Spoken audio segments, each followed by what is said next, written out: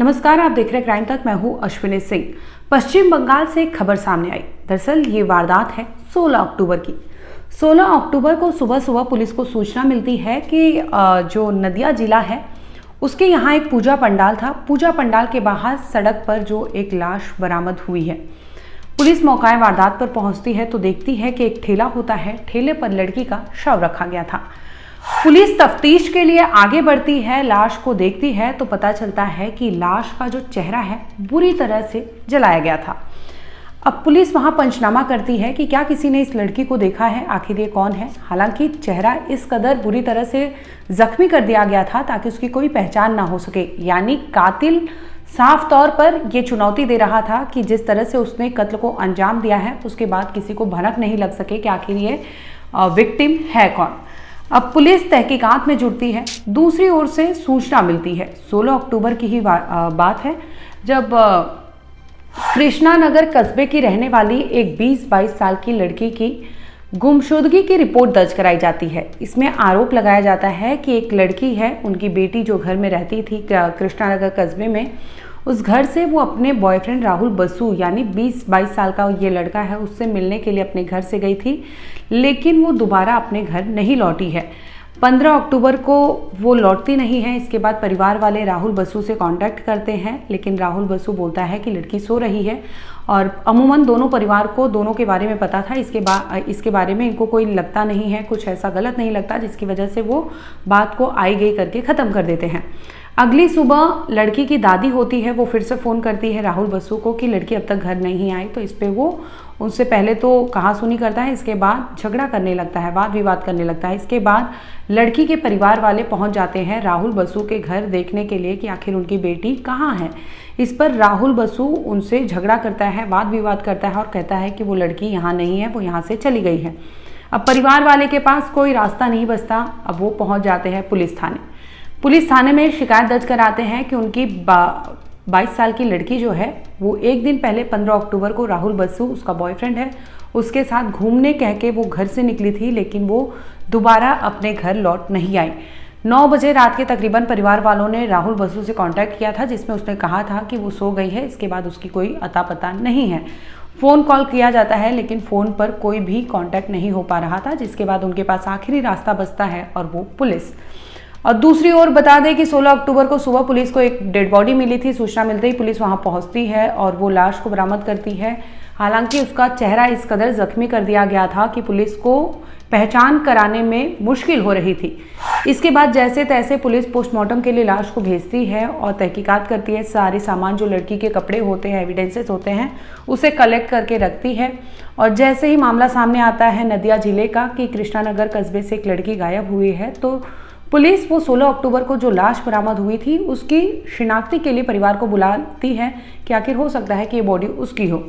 अब परिवार वाले वहाँ पहुँचते हैं। दूसरी ओर परिवार वालों का आरोप था कि लड़की का जो बॉयफ्रेंड है यानी राहुल बसु, वो कुछ संदिग्ध नजर आ रहा है और उन्होंने आरोप लगाया। इसी बीच उन्हें बुलाया जाता है पुलिस स्टेशन और दिखाया जाता है कि उनकी बेटी जो है, मतलब एक लाश बरामद हुई है, उसके जो कपड़े हैं, उसके जो आर्टिकल्स है, उसे दिखाया जाता है। तो परिवार वाले तुरंत पहचान कर लेते हैं कि ये सारी चीज़ें जो बिलोंगिंग्स थी उस लाश के ऊपर से बरामद की गई थी, चाहे वो कपड़े हो, चाहे वो चप्पल हो, चाहे उसका पर्स हो, चाहे मोबाइल हो, सारी चीज़ें वहाँ पे मिलती है। जिसके बाद ये वो परिवार वालों को समझ आ जाता है कि ये डेड बॉडी किसी और की नहीं, उनकी गुमशुदा हुई बेटी की ही है। जिसके बाद वो फूट कर रोने लगते हैं और आरोप लगाते हैं कि उसका बॉयफ्रेंड जो था राहुल बसु, हो ना हो उसी ने ये कांड किया है।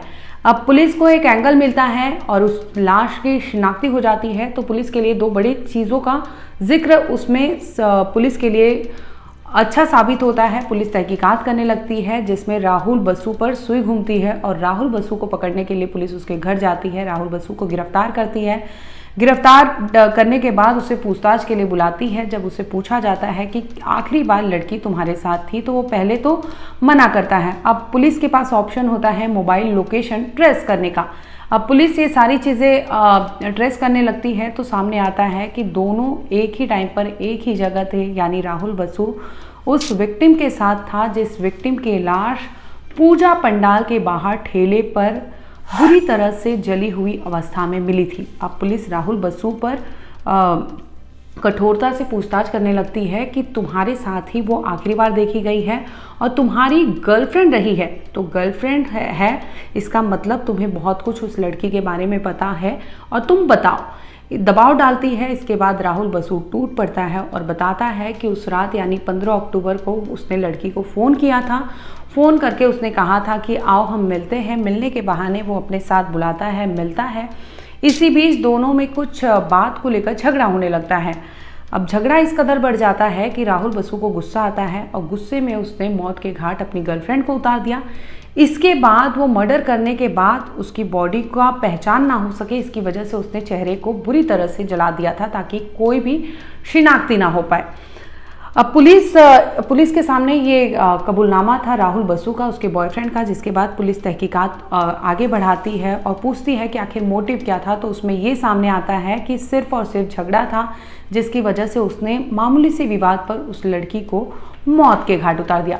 अब दूसरी ओर परिवार की बात करें तो लड़की के परिवार वाले लगातार ये कह रहे थे कि 15 अक्टूबर को रात को राहुल बसु से फ़ोन पर बातचीत हुई थी, जिसमें उसने पहले तो ये कहा था कि लड़की सो रही है, जिसके बाद गंदे तरीके से परिवार वालों से बात किया था, जिसकी वजह से परिवार वाले उससे गुस्सा थे और अगली सुबह वो जाके कंप्लेंट दर्ज कराते हैं और दूसरी ओर पुलिस को लाश मिलती है और ये दोनों कड़ियाँ जुड़ जाती है, जिसमें सामने आता है कि परिवार वाले जिस गुमशुदा लड़की को तलाश रहे थे, जिस गुमशुदा लड़की की पुलिस पूछताछ कर रही थी, उसी की डेड बॉडी पूजा पंडाल के बाहर उसके बॉयफ्रेंड ने रखी थी।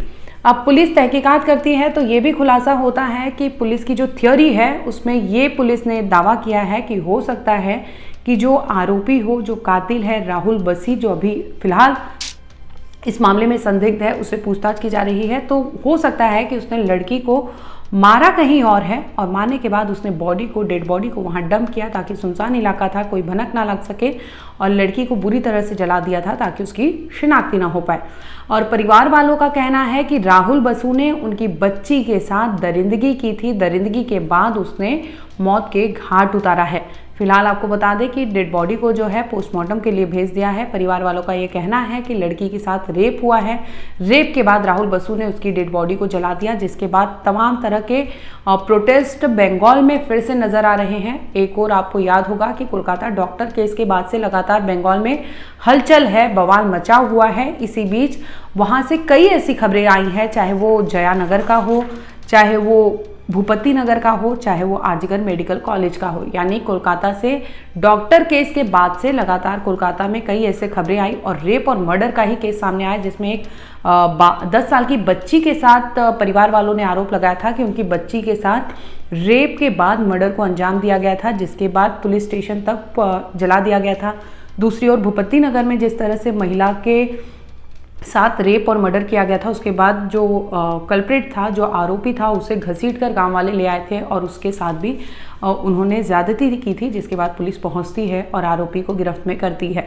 अब हाल फिलहाल में आपको बता दें कि 15 अक्टूबर को एक और मामला सामने आया, जहां गर्लफ्रेंड बॉयफ्रेंड का मामला सामने आता है, जिसमें बॉयफ्रेंड इतना खफा होता है अपनी गर्लफ्रेंड से कि उसे मौत के घाट उतार देता है। इसके बाद उसके मर्डर करने से पहले उसने उस लड़की के साथ, ऐसे परिवार वालों का आरोप है कि उसने रेप किया था। रेप के बाद उसने मर्डर किया। मर्डर करने के बाद वो डेड बॉडी को ले जाता है, डंप कर देता है। फिलहाल आपको बता दें कि पुलिस आरोपी बॉयफ्रेंड को गिरफ्तार कर चुकी है, उससे पूछताछ कर रही है और फिलहाल जो शुरुआती जांच है उसमें ये कबूलनामा आया है कि उसने लड़की के साथ मर्डर तो किया है, लेकिन रेप के आरोपों को अभी वो बरगला रहा है। लेकिन पुलिस मेडिकल रिपोर्ट आने तक कुछ भी कहने से बच रही है। आगे इस केस में जो अपडेट होगा हम आप तक ज़रूर लाएंगे। देखते रहिए क्राइम तक।